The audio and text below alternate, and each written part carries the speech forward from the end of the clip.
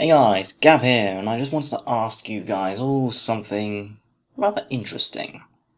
What are your favourite characters? We all have them, whether it's from films, TV shows, video games, or even books. These characters are the ones that draw us into the stories of whatever we see. And here, I'm about to gather up my top 10 favourite characters of all time. So just sit back, relax, and enjoy. These are my favourite characters of all time. Coming from one of my favourite shows comes my 10th favourite character. It's Brian Griffin from Family Guy. I love Family Guy. I find it way funnier than shows like The Simpsons. Or at least, funnier than the newer seasons of The Simpsons. But I digress. And my favourite character just so happens to be the one character that's more normal than the others, and that's the family dog. Brian's more down to earth than the other family members. He's not dumb like Peter or Chris, he's more of the voice of reason, a bit like Lois, but she fits more into the worrying wife and mother character. Brian's best moments are any moments he spends with Stewie Griffin. They just kill me every time. Did you just crap your diaper? I got scared when the door closed. Of course, I'm not the only one who loves Brian as their favourite character from the show. He's a fan favourite. And that makes it so shocking when they actually had the balls to kill him off. There were very few times I teared up because of a cartoon, and this is one of them.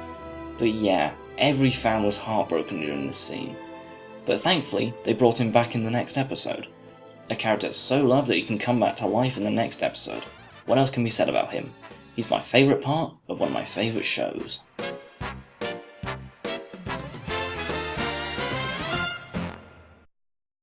Next on my list is a character from quite possibly my favourite animated movie, and did I forget to mention it's foreign? Well anyway, it's San from Princess Mononoke. Hands down, best Hayao Miyazaki film ever. That's not to say the other Studio Ghibli films are bad, quite the opposite actually, but I find this one to be one of the darkest and most dramatic of the bunch. Well, not the darkest. The best thing in any of these movies are the characters in each one, and my favourite is San. Raised by the wolf goddess of the forest, San shares the same prejudice against the humans of Irontown despite being one herself, and it shows that how she was raised affects her view on life and how she feels she has a duty to protect the forest from destruction. And then she meets Ashitaka, and they share a great and realistic relationship. And of course they get together at the end, but they don't even kiss, and that's rare, at least for an animated film. And by the end, she chooses to stay in the forest rather than live with the humans, showing how her prejudice hasn't changed, and instead of a duty, it's a choice she makes. Her determination and everything else is why I think she's such a great character, and why she is my 9th favourite. A character from one of my favourite films who is actually a real person is John Merrick from The Elephant Man. I love this movie. I find it a true masterpiece and definitely David Lynch's best work. A story about a severely deformed man living as a freak show attraction who's found by a Dr. Frederick Treves, played by Anthony Hopkins, and brought to the Royal London Hospital where he lives the remainder of his life. What makes this so wonderful to me is the Elephant Man himself, John Merrick, despite that his real name was Joseph Merrick, played by John Hurt. His performance is so good that I'm honestly convinced I'm not seeing John Hurt under pounds of makeup, but rather the real John Merrick. Everything from his looks to his voice is practically unrecognisable, and yet so much emotion just comes out from his body language and especially his eyes. You feel everything he goes through and just want him to pull through and show the world that looks don't define a person, and he's more human than the rest of the people in this movie. I am not an animal! I am a human being!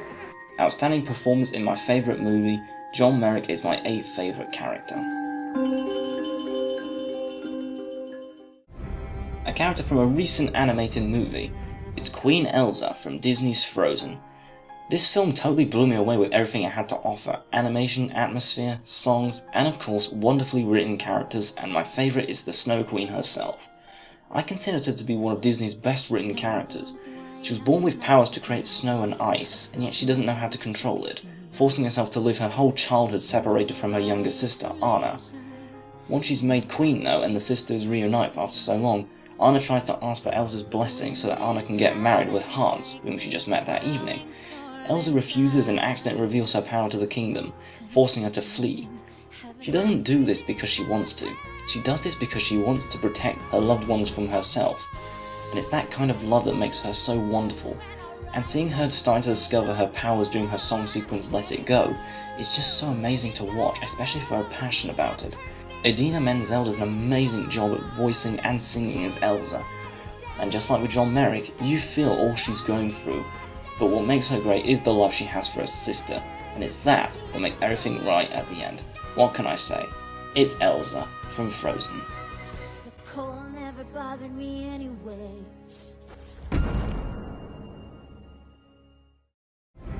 A show that's about friendship and ponies, my sixth favourite character is Princess Luna from My Little Pony Friendship is Magic. I'm a brony, live with it. Anyway, I find it to be a very well written show and all the characters are memorable, unique and relatable. And the one I love the most is Princess Luna, once known as Nightmare Moon, but changed back to a true form by the elements of harmony by our main heroes. Luna's had a lot of adjusting to do. Things have changed since she was banished for 1,000 years, and she doesn't know how to cope with them.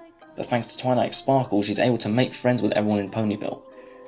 What I can relate with her the most is that I've always had trouble making friends since I wasn't raised in England, as most people seem to think, but rather a French-speaking country, and I was extremely shy, so I needed help from anyone who was willing to help, and it's the same case with Luna. She returns after 1,000 years and doesn't know how to address the ponies. Hell, she doesn't even know what the meaning of fun is. What is this fun thou speakest of? She even screamed at everyone, but she doesn't know better. Until Twilight helps, of course. And by the end, she shows that she has as much of a relaxed fun side as anyone else. And that's what makes her my sixth favourite character.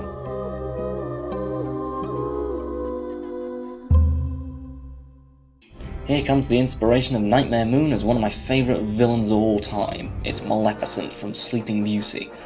Considered by most as Disney's greatest villain, Maleficent has everything that makes a great villain. A great design, great voice, great animation on her, a load of minions, and a lot of power, making her a very deadly villain.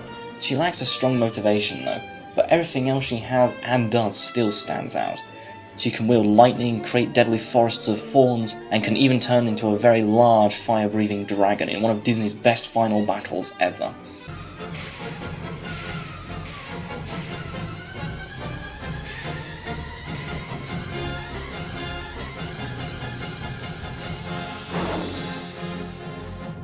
I ideally hope that the upcoming Maleficent film is going to bring her to a whole new level, showing why we all love her so much and why she's worthy to be known as Disney's greatest villain. Well, I can definitely say she's worthy of being my 5th spot on my favourite characters list.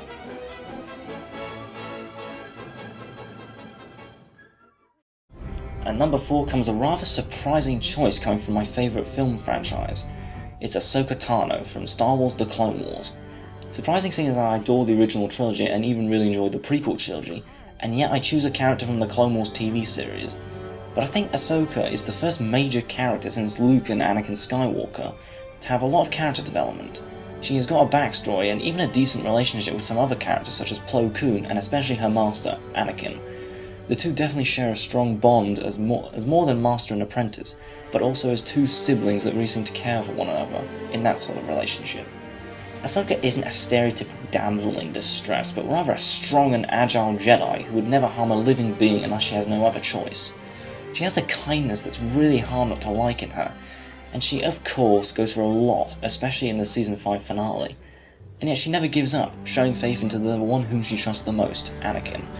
And because of that, Anakin is able to find the one responsible for framing Ahsoka and clearing her name. And yet Ahsoka chooses to leave the Jedi Order in easily the most powerful scene in the whole series. She may no longer be a Jedi, but she'll always be my favourite Star Wars character.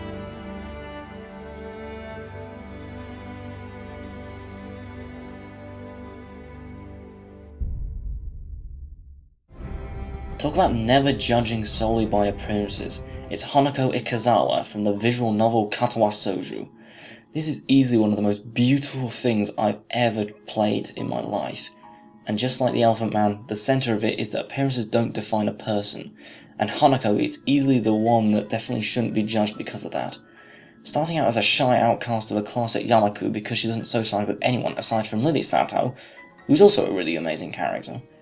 That is, until you choose her story arc in this game. There is mostly about guessing and wondering why she's like this, what happened in her past to have affected her so badly. And easily the most powerful scene is when she finally reveals herself to you. How she was in a fire and her parents died because of that, and that she had to be raised in an orphanage. If there's anything that should be adapted into a series, it's definitely this. I would love to see an almost visual way of showing what she's going through, similar to the Hellfire sequence from The Hunchback of Notre Dame. And beneath those scars is a wonderful, sweet person who is the closest thing to a perfect person I can think of. And that's easily the biggest compliment I can give to my third favourite character.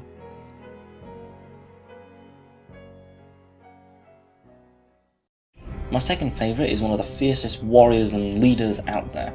It's Megatron from Transformers Prime. Hands down, one of the best villains ever. Megatron has everything I love in a villain. He's powerful, menacing, has a large army at his disposal, a great voice, and a great backstory. He was once the greatest gladiator of Kaon on Cybertron, until he eventually went into the political side. There he met Orion Pax and became his mentor. Then he was refused by the Council to become the next Prime. Because of this, he formed the Decepticons with some loyal supporters, such as Soundwave. The war eventually rendered Cybertron as an inhabitable wasteland, and the war dragged onto Earth where the present course of the series takes place. I just can't decide what to say about him because I just can't describe how much I love this character. An important thing that comes to mind is that it's great that he's voiced by his own true voice actor, the amazing Frank Welker. No one else can voice him quite like he does. Yeah, this Megatron's definitely better than that. My favourite villain and my second favourite character. Who could possibly top this? Yeah, surely you all know who this is going to be. Anyone who's known me these last few years will definitely know who my favourite character is. Well, for those who don't know, it's Harley Quinn from Batman the Animated Series. Now, one thing I need to make clear. The reason I didn't make Megatron my favourite character, but my favourite villain, is that I never considered Harley a villain in the animated series. She's more of a sidekick than anything else. Seeing as she's never come up with the schemes or makes any diabolical plans, she mostly assists the Joker as well as goes out with him. But despite that, I just love everything about her. Her design, her voice, personality, everything. She just makes everything that makes her a great character and one I can watch for hours without getting tired of her.